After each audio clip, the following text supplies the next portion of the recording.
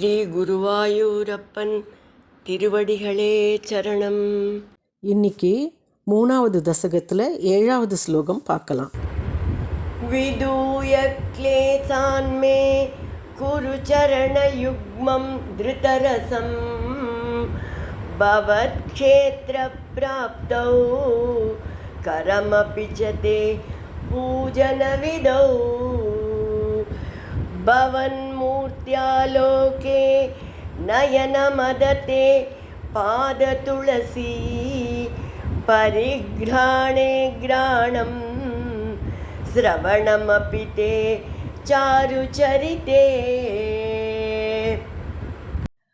நாம் வார்த்தைகளை பிரித்து முதல்ல படிக்கலாம்.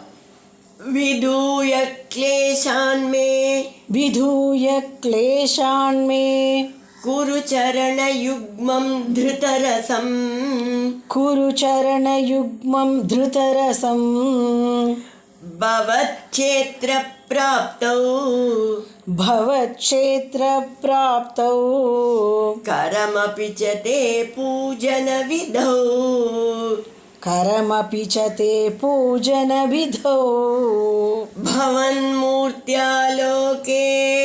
भवन्मूर्त्यालोके नयनमथ ते पादतुलसी नयनमथ ते पादतुलसी परिघ्राणे घ्राणं परिघ्राणे घ्राणं श्रवणमपि ते चारुचरिते श्रवणमपि ते चारुचरिते.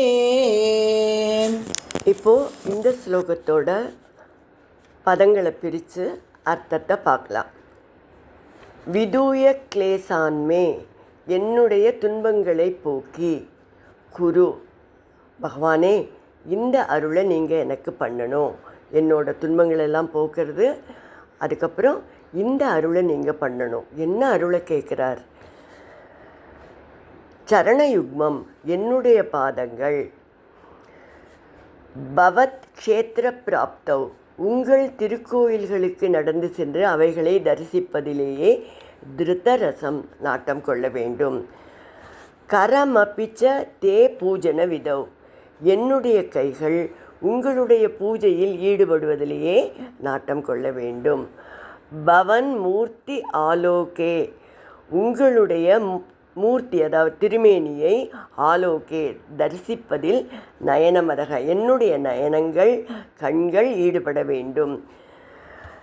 தே பாத துளசி உங்களுடைய பாதத்தில் உள்ள துளசியை முகர்ந்து பார்ப்பதில் பரிக்ராணே கிராணம் என்னுடைய மூக்கு ஈடுபட வேண்டும். சிரவணம் அபித்தே சாருச்சரித்தே சிரவணம் காது இல்லையா, காதும் உன்னுடைய இனிமையான சரித்திரத்தை கேட்பதில் மகிழ வேண்டும் என்று பிரார்த்தனை செய்கிறார். இப்போ ஒவ்வொருவரையும் ஃபுல்லாக சொல்லலாம்.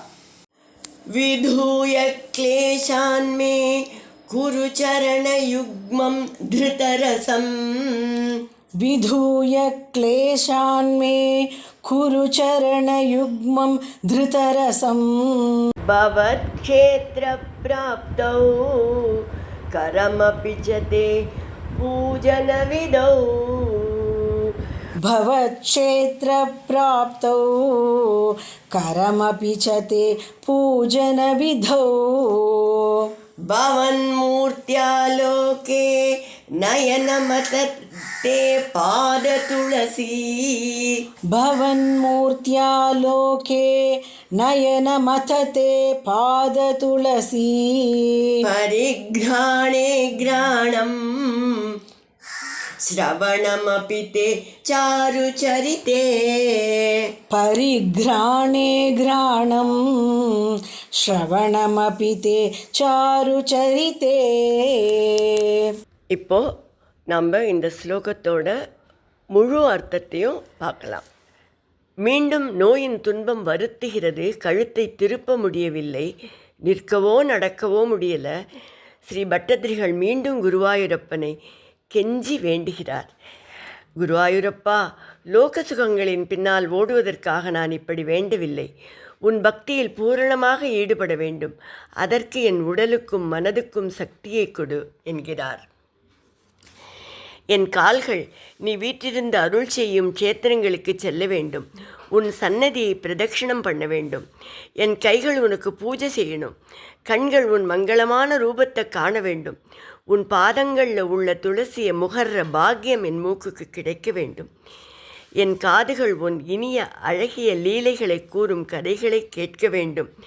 இப்படி என் எல்லா புலன்களும் மனமும் உன் பக்தியிலேயே ஈடுபட வேண்டும் என்று கூறுகிறார். இதை அப்படியே நமக்கு முகுந்த மாலையில் ஸ்ரீ குலசேகர ஆழ்வார் சொல்கிற ஒரு பாசுரத்தை ஞாபகப்படுத்துறது.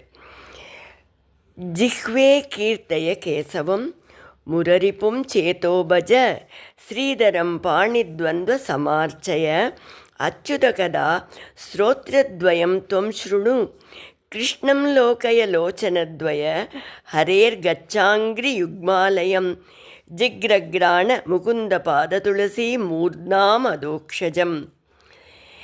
என் நாக்கு கேசவனை கீர்த்தனை செய்யட்டும். என் மனம் முராரியை பஜிக்கட்டும்.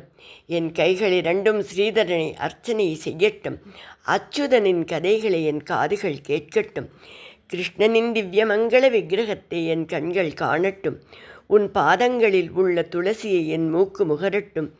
என் தலை அதோக்ஷதனை வணங்கட்டும் என்கிறார்.